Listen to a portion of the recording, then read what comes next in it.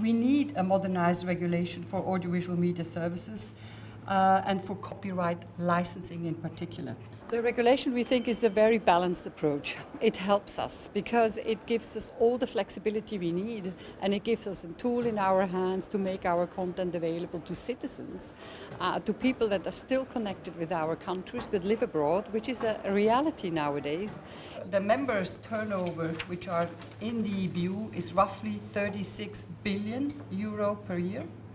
And half of these 36 billions are invested in productions. And with these numbers, our members are the biggest producers of content in Europe. In a time where everybody takes much more interest in news and events that take place in another country, you would like to access their programs in a different way, to just get another view, another point of view to an event that you think is of concern to yourself. And this regulation will help us and bring us into this position. Our proposal will facilitate cross-border online transmissions of TV and radio programs and retransmissions of channels from other member states.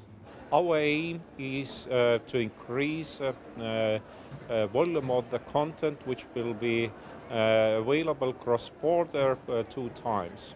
And I'm absolutely sure everybody will benefit from this. Our people, content industry, broadcasters, everybody will benefit from this. If people, they will get access to our cultural diversity, and if people, they will get legal access to cultural diversity. Applying the country of origin principle to rights clearance for certain online services will allow broadcasters to make programs available in other EU countries.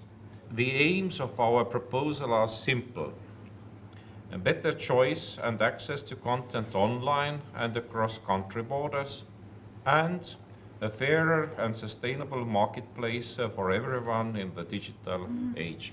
So for me, it's really important to work on this file, and I opted to become this rapporteur because, as you said, I'm kind of a digital native. I'm used to watch television programs online. Opening up the content cross-border is a really good idea, and people traveling or living in another country than their home state will benefit from this proposal. I think that we should keep in mind that, especially in times of rising populist developments, a broad access to news, debates, cultural and entertainment program is essential for well-functioning democracy based on the information of an information society.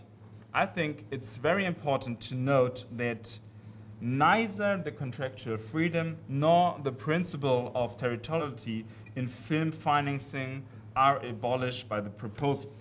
This regulation is actually very good news for European consumers, because what we see increasingly and what our member organizations, consumer organizations across the European Union tell us, that there is a big degree of frustration amongst consumers. Why? Because they would really like to see content provided online from other member states. It's a simple proposal. From a consumer perspective, there is a simple problem, if you want, which is that consumers across the European Union are increasingly frustrated about the fact that they want to reach out to enjoy content from other providers in other member states. 1 out of 2 consumers in Europe who say we would like to have access to cross-border content, and previously it was only 19% of European consumers, and this development within 4 years. So the trend is very, very clear. The content is not open for consumers from other member states, which is a situation which does not correspond to the idea of a digital single market that we want to build up. So this is good news. We hope that the European Parliament will really help to get this adopted as soon as possible. We have a lot of surveys and figures now that show that if you have better legal offers, if you have better availability of content, consumers are not interested in pirating audiovisual content, but they really are ready to pay if they have quality offers at hand. Public service media increasingly offer online-only programs to their audiences. Online-only services are particularly popular with young audiences. The definition of ancillary service needs to be amended in order to reflect the reality of broadcaster service. It was indeed a very interesting discussion. I'm very happy to hear that we share the same objectives as the Commission when it comes to modernizing a copyright regulation that sort of takes care and also takes into account that the world has changed, that the mobility has increased, that technology has changed the way of receiving and distributing content.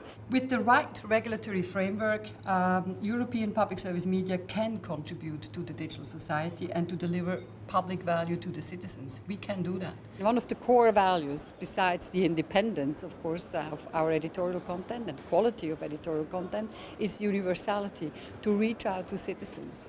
And of course, our natural territory is the country. But as our citizens travel more and more and live abroad to a certain extent and vote also from abroad, I think this is a good way to stay connected to our citizens wherever they are.